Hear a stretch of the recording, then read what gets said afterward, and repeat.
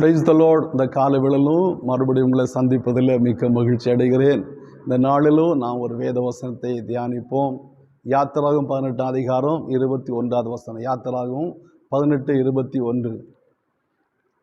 ஜனங்கள் எல்லாருக்குள்ளும் தேவனுக்கு பயந்தவர்களும் உண்மை உள்ளவர்களும் பொருளாசை வெறுக்கவர்களுமான திறமை உள்ள மனிதரை தெரிந்து கொண்டு அவர்களை 1000 பேருக்கு அதிபதிகளாகவும் 100 பேருக்கு அதிபதிகளாகவும் 50 பேருக்கு அதிபதிகளாகவும் 10 பேருக்கு அதிபதிகளாகவும் ஏற்படுத்தும். பிரியமானவர்களே, இங்கே மோசேயுடைய மாமனாகி எத்திரோ மோசேக்கு கொடுத்ததான ஆலோசனை நாம் வாசிக்க கேட்டோம்.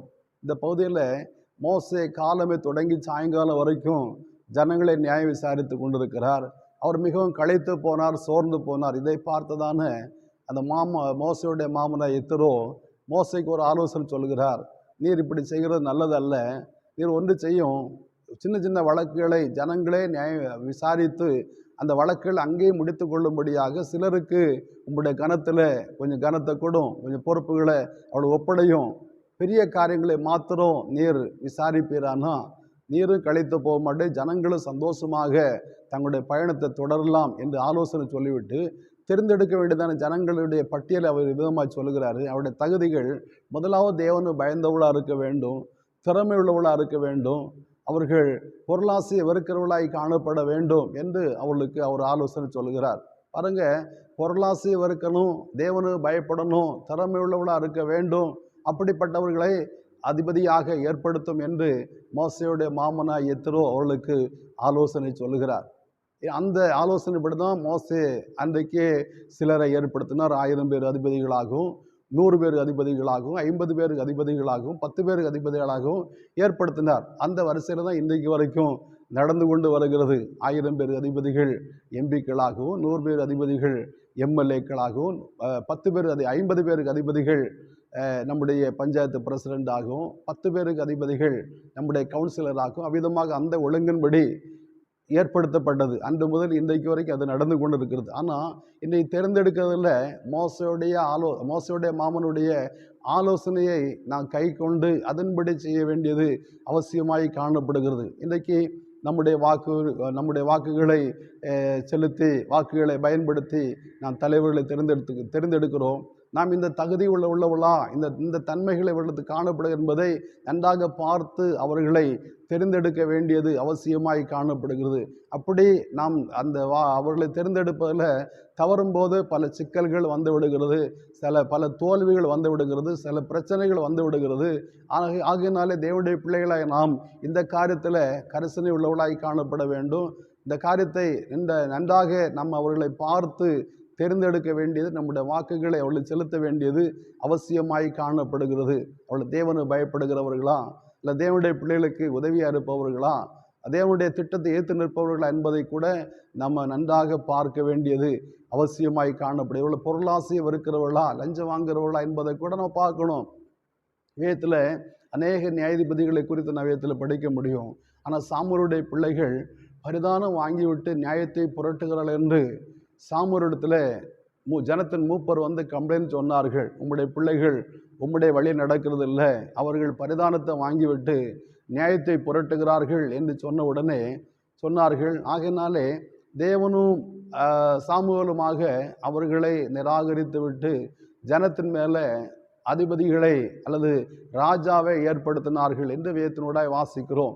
சாமுவேலுடைய பிள்ளைகள் பரிதானம் வாங்கினபடினாலே அவர்கள் நிராகரிக்கப்பட்டார்கள். பிற்பாடு ஜனங்களும் தேவனுமாக ஒருவனை தெரிந்தெடுத்தார்கள். அந்த சவுல் ஜனங்கள் முன்பதாக வந்து நின்றபோது எல்லாரும் அவன் தோளு கீழ் இருக்கத்தக்கதாக உயரமுள்ளவனாய் காணப்பட்டான். சாமுவேல் சீட்டு போட்டார். சீட்டு போட்ட போது பென்னியமீன் கோத்திரத்து மேலே சீட்டு விழுந்தது. பென்னியமீன் கோத்திரத்தை ஒவ்வொன்றா வம்சமாக குடும்பமாக சீட்டு போட்டு பார்த்தபோது கீசின் மகன் சவுலின் மேலே சீட்டு விழுந்தது. தேடி பார்த்த அவன் மறைந்திருந்தான். அவனை பிடித்து கொண்டு வந்தார்கள். அவன் ஜனத்தின் நடுவில் நின்றபோது எல்லாரும் அவன் தோளு கீழே இருக்கத்தக்கதாக உயரமுள்ளவன். ஜனத்தின் பார்வையில் இவன் பெரியவனாய் காணப்பட்டான், உயரமுள்ளவனாய் காணப்பட்டான், காரிய சமர்த்தனாய் காணப்பட்டான், அழகுள்ளவனாய் காணப்பட்டான், யுத்த வீரனாய் காணப்பட்டான்.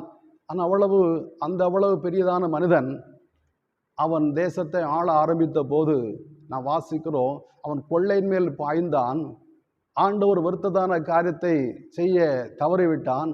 ஆண்டவர் எதை செய்ய சொன்னாரோ அதை செய்யாதவனாய் மாறிவிட்டான்.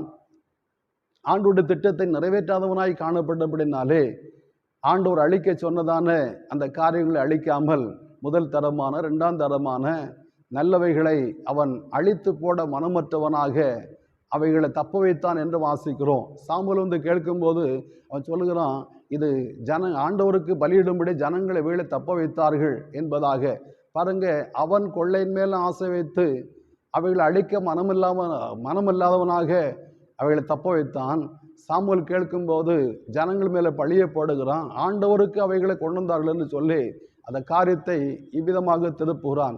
அவனையும் தேவன் அழித்து போட்டு ஆண்டோடைய இதயத்துக்கு ஏற்றதான தாவீதை தெரிந்து கொண்டார். தாவீது ஒருவேளை தாவீது தெரிந்து கொள்ளப்படும் போது சின்ன பையனாக கூட இருக்கலாம்.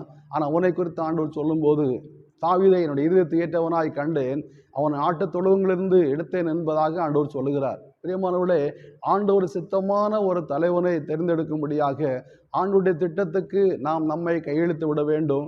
ஆண்டவருடைய திட்டத்தின்படி ஆண்டவர் தெரிந்தெடுக்கிறதான அந்த தலைவன் அவன் தீர்க்காயுசு உள்ளவனாக மரித்தான் என்று வேதத்தில் வாசிக்கிறோம். அது தொடர்ந்து உள்ளதான எத்தனையோ ராஜாக்கள் தேசத்தை ஆண்டார்கள்.